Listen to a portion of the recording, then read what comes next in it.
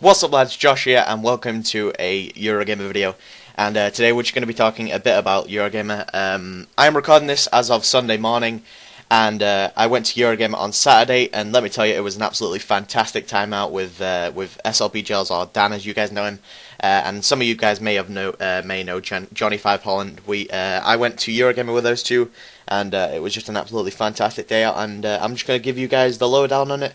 Just going to talk about it for a bit, and hopefully I remember, everything that went on.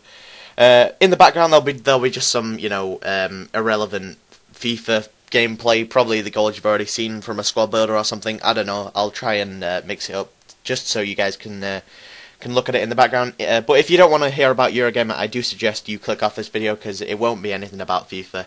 It's just going to be me talking about my day at EuroGamer, and hopefully you guys will enjoy it. So we started off setting off to EuroGamer at around about 7:30. We drove down to the train station. This was me and my parents because my parents are pretty protective of me, I guess you could call them. So they wanted to come down to London while I went to EuroGamer, and my parents went down shopping and whatnot to London, to Primark and whatnot. So we went down to the train station at about 7:30 p.m. and then we got the train from 7:30 to around about 8:15. We got that on that was from Scunthorpe to Doncaster. If you guys didn't know, I live in Scunthorpe. I'm not really a big fan of traveling, so this is the first time I've ever been on a train. Apparently I'd been on that one when I was really young, but this was the first time I actually remember going on a train, and it wasn't really the most it wasn't the best ride to be fair. I was feeling pretty ill by the time I got off the first train, but then we had to go on to another train, so we arrived on the Doncaster train to all the way into King's Cross, which was taking us up to the tubes, and that was about a 2-hour train drive, so that was a lot worse than the Doncaster train, to be fair, a lot worse than the Scunthorpe to Doncaster train. But I wasn't feeling the best of the best, so we got off the train at around about 10:50, 11ish. So then I went into. We got off the Doncaster to King's Cross train, which was a 2-hour and something train drive. So that wasn't the best, and that really wasn't fun. But it was a lot more comfortable as there was a table. On the first one, there was just 2 seats put together, and it was pretty boring. But on the second one, it was table, very comfortable, very nice seating area. But it was a lot better than the first train. So then we arrived at King's Cross, and I met up with Dan and Johnny. And then we just walked towards EuroGamer. Now, here comes the funny part.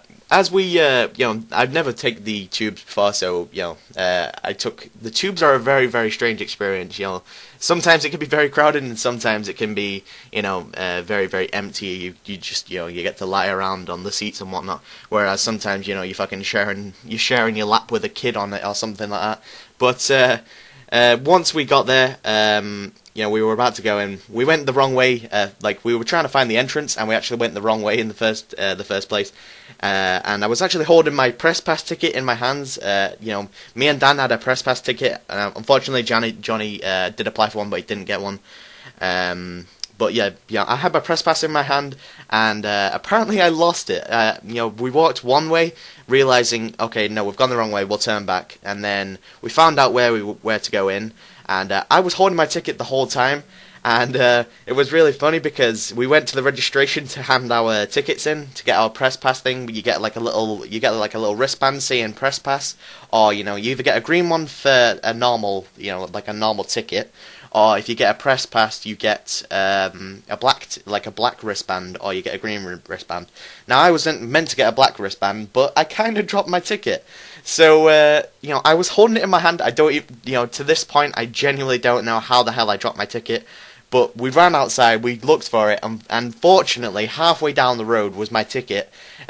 Because I had already bought a ticket, and I'd already bought a press pass. Well, they sent me a press pass ticket. So I I had 2 tickets just in case, and I managed to lose both of them. It was absolutely frustrating as hell, and I had a mini heart attack because if I didn't find this ticket, I wouldn't have been able to get in, and a 3-hour train ride would have been absolutely torturous to go home on and not, experience EuroGamer at all. So I lost my ticket, and so we ran down trying to look for it, and Dan actually found it, and it was my he found my normal ticket, but the press pass ticket wasn't actually there. So I just managed to get in, but then I was talking to them. I was saying, I've lost my press pass ticket. Can I please have a press pass wristband? So luckily they did actually. They was pretty much just handing them out to anybody that wanted them. So thankfully I got the press pass that was actually rightfully mine. But because I lost the ticket, it kind of wasn't, if you know what I mean. So that was the funny part of the story over. So then we actually went into EuroGamer, and the theme is very, very blue. There's a couple of pictures on YouTube and Twitter. If there's a lot of videos on it on YouTube from other anonymous people, and I've actually got a couple of pictures with some really, really famous people. Actually, I was like, it's really crazy to think, you watch these people every day and then you go and meet them. It's really, really crazy. As Dan, we first went in and Dan queued for Black Ops 2. He was queuing for over 2 hours. It was absolutely crazy. It was chock-a-blocker. It took like 2 hours to get into a game, but you get like 2 games of Black Ops. But me and Johnny, we didn't really want to wait 2 hours for a Black Ops line, so we continued to move on and just look at some other games. And we went towards Black Ops to watch Dan, and we actually saw Syndicate. And then after we saw Syndicate, we saw a lot of others. A lot of others. Now, I've written down a quick list of who I remember seeing. Now, we got, as I've already said, we met Syndicate. I got a picture with him. He's actually I've got that on Twitter. I got a picture with Extras, Sam, or Extras, as you guys know him. Very cool guy. Asks for everybody's names, tries to remember them.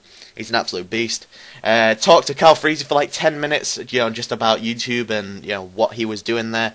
He's a really cool guy. Got a photo with him as well. Nepenthes, the absolute rage monster. We got a picture with him as well. He's an absolute beast to talk to.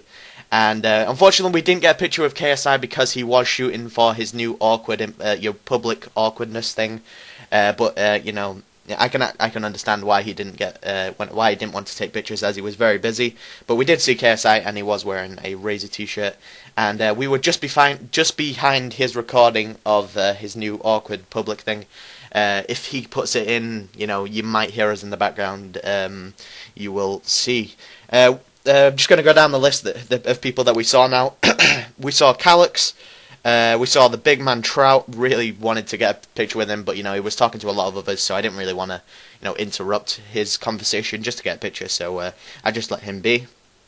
We saw Okofish, Matt HD Gamer, Hayes, Capgun Tom, Theocrads, the COD Beast, Kate, which is Syndicate's girlfriend, Tob Jizzle, Toby Layton, as you guys, the streamer, and a very good YouTuber. And there was a lot more, but that's the only people I do remember. But if I do remember any more, I will probably put them in the description or something. But that was pretty much it for the EuroGamer. And just the highlights were meeting those people, talking to them, getting a couple of photos and whatnot. The whole point of EuroGamer is to play the games, before they come out. And me and Johnny only played one game. Dan played Black Ops 2. He won a T-shirt because he came first in 2 games. So he's a bit of a beast at Black Ops. But me and Johnny and Dan, we queued up for a game called Warface, and it was actually a very, very good game. It's a PC game, it's a first-person shooter, and it's a very, very Black Ops 2-like game, but it was very, very good, very set in the future. Really liked that game. May even buy it when it comes out because it looks fantastic. But apart from that, that's probably gonna be it for the EuroGamer video. Hopefully you guys have enjoyed, me losing my ticket and running halfway down the street, panicking my ass off to try and find it. But fortunately we did find it, we got into EuroGamer, and it was an absolutely fantastic time. The way home was pretty easy, it only took the train home was a lot faster and a lot more smoother. And I wasn't feeling ill at all. So hopefully you guys have enjoyed this little EuroGamer update video thing. And I will get back to making some FIFA content for you guys. So hopefully you've enjoyed, and if you have, please leave a like rating. And apart from that, guys, I will see you guys in a bit. Just before I leave you guys, I would like to quickly say, if you would like to see some of the EuroGamer pictures that was taken, make sure you follow me on Twitter at JoshGamer94. Link will be in the the third line of the description. And would quickly like to say a quick thank you for 3,500 subscribers. That is absolutely crazy. I only hit 3,000 I don't know, like 2 weeks ago, and we're already halfway through 3,500. Well, like halfway through 4,000. That is absolutely halfway through 3,000, I guess. So thank you for that, guys, and hopefully you've enjoyed the video, and I'll see you guys in a bit.